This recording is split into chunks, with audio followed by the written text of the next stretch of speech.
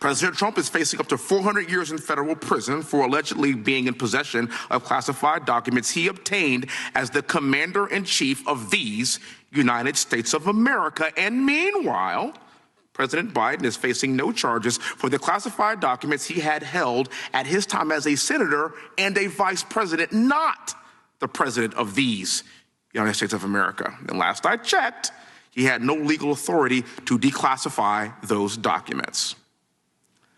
Assuming President Trump was in possession of said classified documents, would those documents be more secure surrounded by Secret Service at Mar-a-Lago or in a box in a garage behind your Corvette?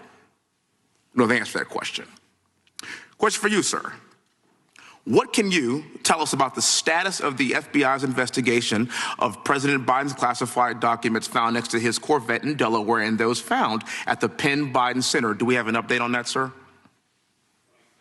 What I can tell you is that there is an ongoing special counsel investigation led by Mr. Robert Hur, and we have FBI agents affiliated with it, working on it, working very actively and aggressively with him on that case.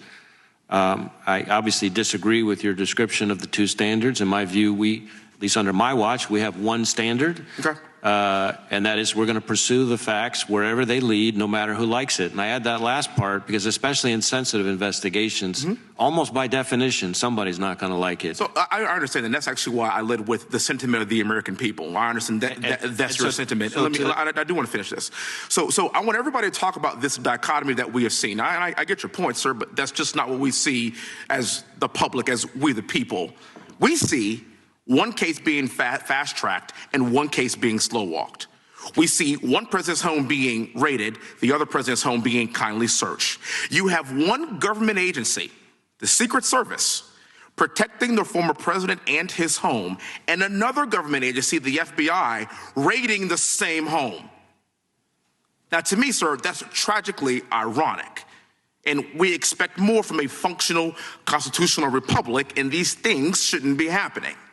Now, it's my opinion that Joe Biden is the most unpopular president we have seen in a century, and that's why he knows the only way to stop President Trump from beating him in November is by putting him in jail. You talked about this, Mr. Fry. In the 247 years of this existence of this great nation, only one president has ever been indicted by the DOJ and has home raided by the FBI. Now, some have said that President Trump's indictment means that no one is above the law. Okay, all right, I would love to see that. But what about Hillary Clinton? And what about Joe Biden?